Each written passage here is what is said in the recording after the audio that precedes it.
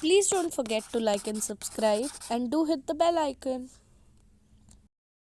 Everyone, welcome to Simran's Tutorials. My name is Simran Behel, and today we are going to begin with a lesson from our book Footprints Without Feet.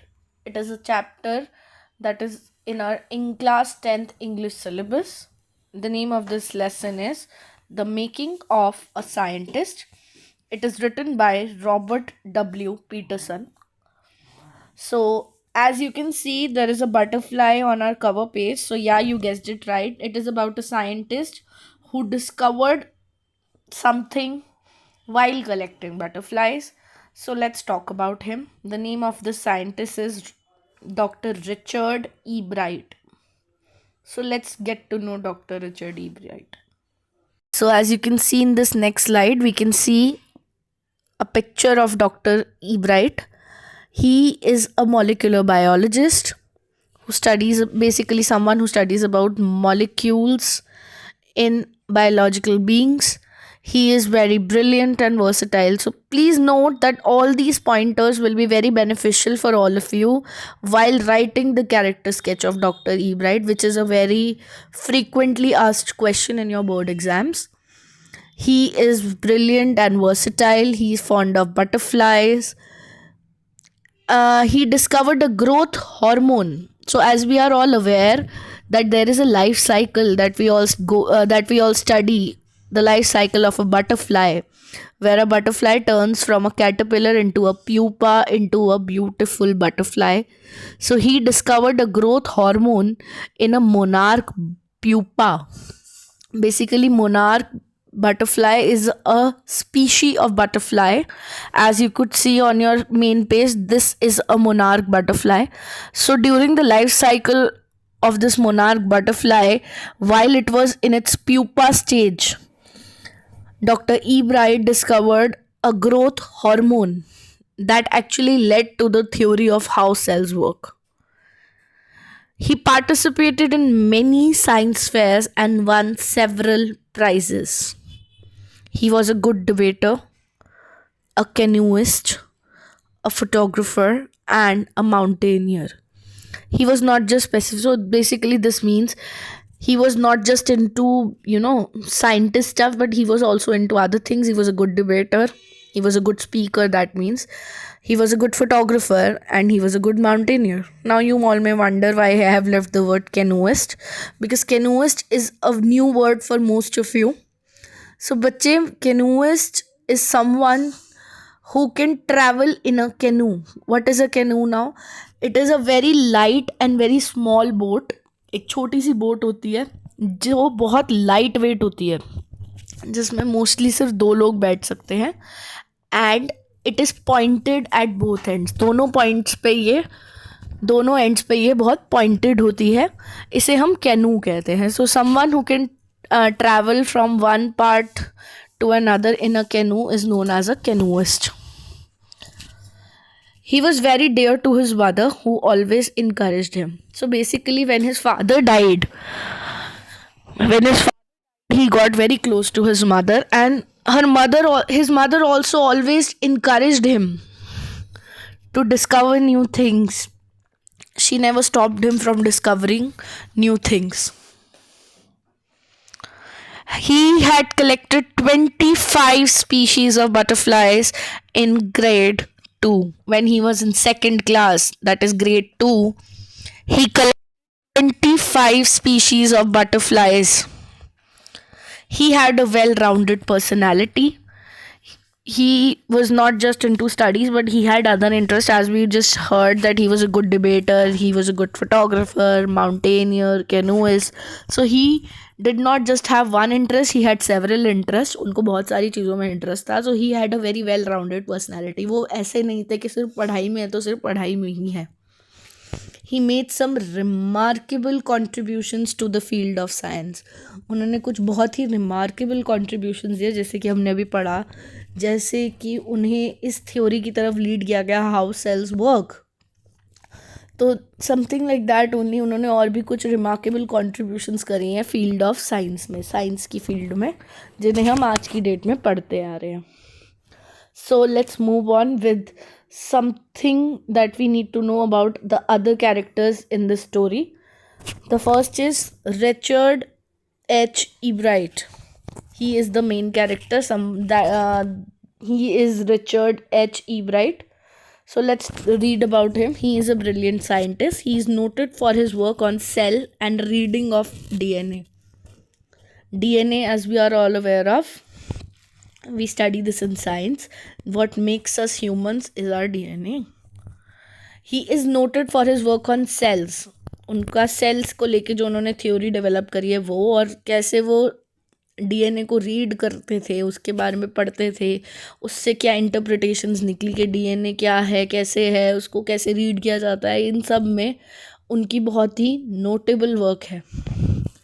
Richard's mother is an encouraging mother who supported Richard in every way.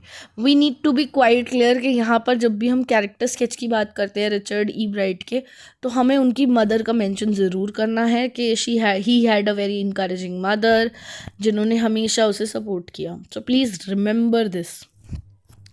The next character in the story is Dr. Frederick A. Urquhart. I hope I'm pronouncing this name correctly. He is a prominent scientist. He did his research on monarch butterflies. Dr. Frederick was someone who did his research on monarch butterflies. He provided valuable guidance to Richard for his projects.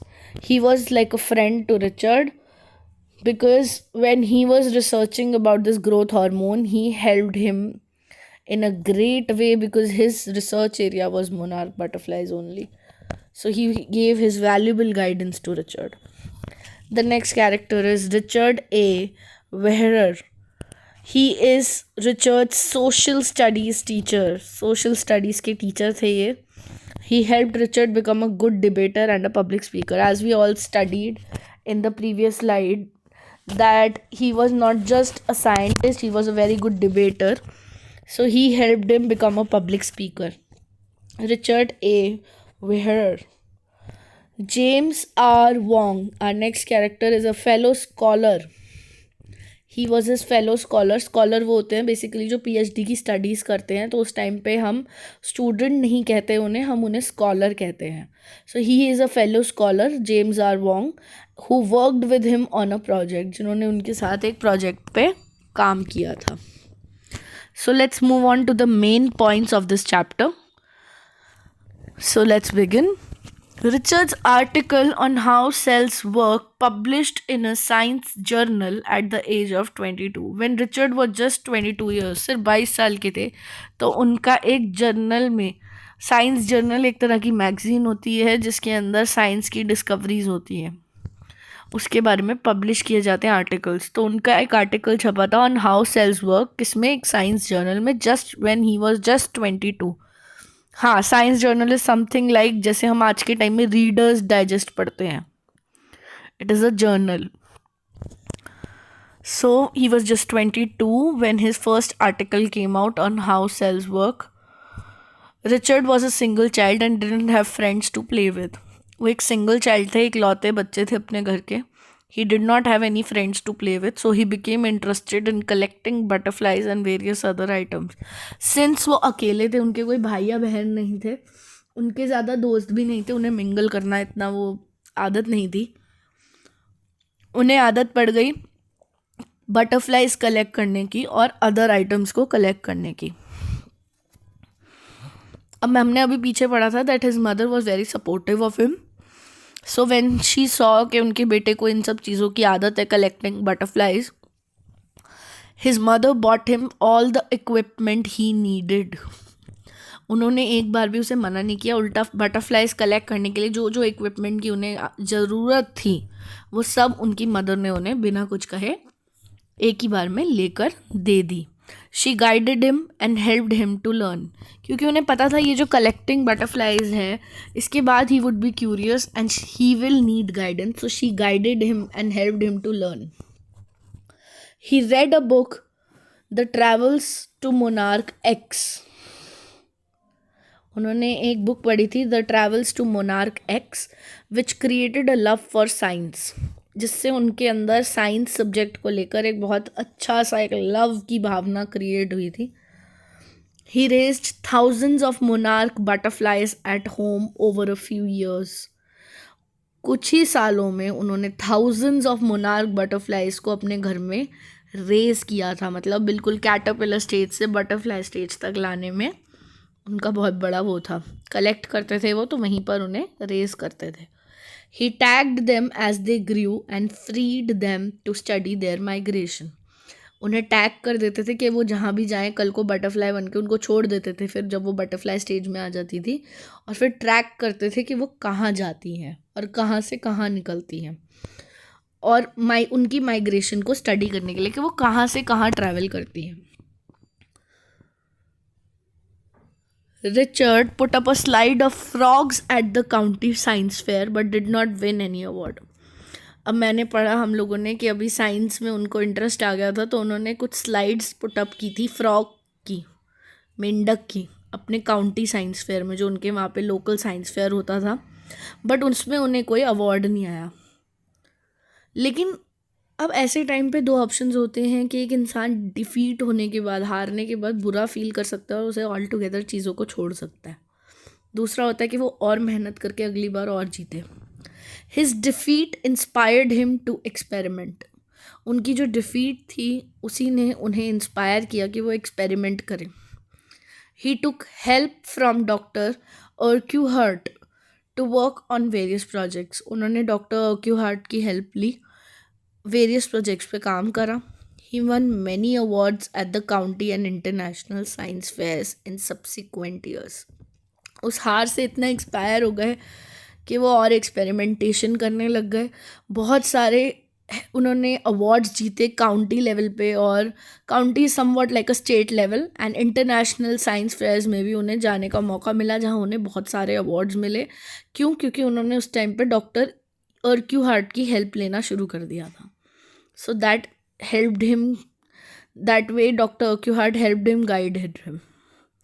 His work on viceroy butterflies, अब viceroy butterflies एक अलग type की butterfly होती है, that got him the first position award in a fair.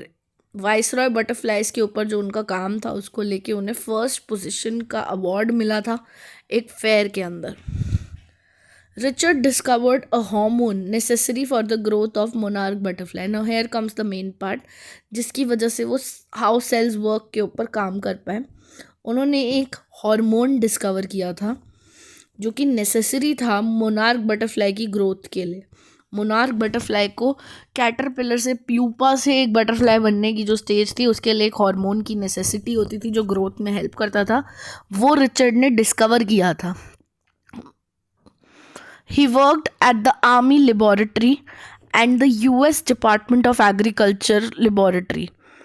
Horticulture and agriculture जो हैं एक साथ डिपार्टमेंट्स होते हैं, तो at that time he worked at the army laboratory, जहाँ उन्हें इक्विपमेंट्स वगैरह आराम से मिलती थी और ये सब चीज़ें कल को काम आती। And the US department of agricultural laboratory, agriculture laboratory में भी उन्होंने कई समय तक US डिपार्टमेंट के अंडर काम किया। Richard spent a year at Harvard as a freshman before going back to the laboratory to discover the chemical structure of the hormone responsible for the gold spots on the monarch pupa. As you can see, आपके side में एक monarch pupa बनी हुई है। सो Richard ने 1 साल spend किया Harvard university में। यूएस की एक बहुत प्रोमिनेंट यूनिवर्सिटी है हार्वर्ड यूनिवर्सिटी। वहाँ पर as a freshman, as a मतलब फर्स्ट ईयर स्टूडेंट उन्होंने वहाँ पे टाइम स्पेंड किया 1 साल। लेकिन उसके बाद वो वापस लेबॉरेटरी चले गए। क्यों? क्योंकि उन्हें केमिकल स्ट्रक्चर डिस्कवर करना था। उन्होंने वो केमिकल स्ट्रक्चर डिस्कवर किया उस लेबॉरेटरी में जो उस हार्मोन में था। उस हार्मोन का स्ट्रक्चर डिस्कवर किया उन्होंने, जो कि रिस्पॉन्सिबल था किस चीज़ के लिए, कि जो गोल्ड स्पॉट्स होते हैं हमारी बटरफ्लाई के ऊपर, मोनार्क बटरफ्लाई के ऊपर, उसके ऊपर उसे डिस्कवर किया रिचर्ड ने उस लेबॉरेटरी में। His findings motivated him to study cells and how they read their DNA. उसकी इन्हीं फाइंडिंग्स ने उसे मोटिवेट किया कि वो सेल्स को और डीपली पढ़ें, जो ये बटरफ्लाई के सेल्स थे इन्हें और डीपली पढ़ें और रीड कर पाएँ DNA को। His theory may help to prevent many kinds of cancer and other diseases. The only reason US department was very interested in his study was because there was a chance कि अपनी इस studies की वजह से कि कैसे sales work करते हैं और डीएनए को रीड कैसे किया जाता है, उसके थ्रू उन्हें लगता था कि यूएस गवर्नमेंट को कि कई तरह के कैंसर्स और अदर डिजीज़ को भी प्रिवेंट किया जा सकता है, इसीलिए उनकी स्टडी को बहुत इंपॉर्टेंस दी गई. फाइनली जब वो वापस गए Harvard, he graduated from Harvard with second position among 1510 students.